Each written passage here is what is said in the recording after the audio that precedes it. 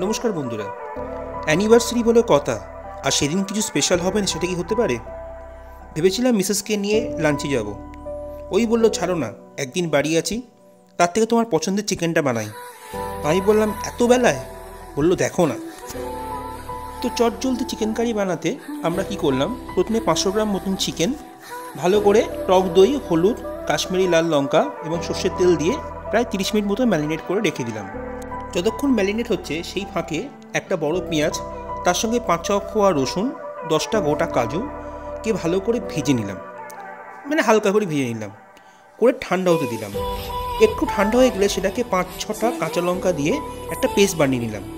আপনি যদি ঝাল বেশি খান তাহলে আপনি লঙ্কা বাড়াতে পারেন, তবে টোটালটাই ডিপেন্ড করছে আপনি কিরম ঝাল খাবেন তার উপর। এই যে টাইপের কারিটা আমরা বানিয়েছি সেটা সাধারণত লোকে প্রেফার করে রাইসের সঙ্গে বা পরাটার সঙ্গে। তো আপনি কার সঙ্গে প্রেফার করবেন সেটা কিন্তু অবশ্যই জানাবেন। আমি রাইসের সঙ্গেই খেয়েছি। পেস্টটা যখন প্রায় রেডি হয়ে যাবে তখন ম্যারিনেট করা চিকেনটা রান্না করতে বসাতে হবে ফুল ফ্লেমে। খানিকক্ষণ বাদেই দেখবেন ওখান থেকে তেল বেরোনো শুরু করেছে, আর তেল বেরোনো যখন শুরু হচ্ছে তখন এই পেস্ট যেটা বানিয়ে রেখেছি সেটাকে অ্যাড করতে হবে। খানিকক্ষণ ভালো করে কষতে হবে।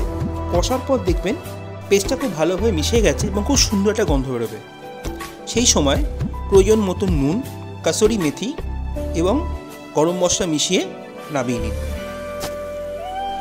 রেসিপিটা আপনাদের কেমন লাগলো সেটা কিন্তু অবশ্যই জানাবেন, আপনাদের উত্তর অপেক্ষায় থাকবো। তার সঙ্গে এটাও জানাবেন আপনারা কে কোথা থেকে ভিডিওটা দেখছেন। ভিডিওটা যদি ভালো লেগে থাকে একটাই রিকোয়েস্ট করবো, কাইন্ডলি আমাদের ইউটিউব, ফেসবুক এবং ইনস্টাগ্রাম পেজটি লাইক, ফলো এবং শেয়ার করুন, যাতে আমরা আরও বেশি ইন্সপায়ার্ড হব, যাতে আরও ভালো ভালো ভিডিও করতে পারি।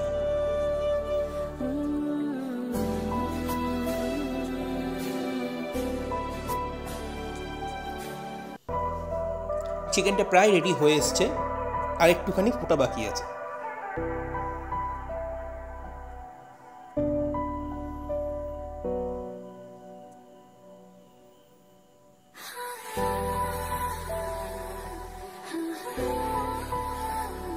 চিকেন এখন রেডি।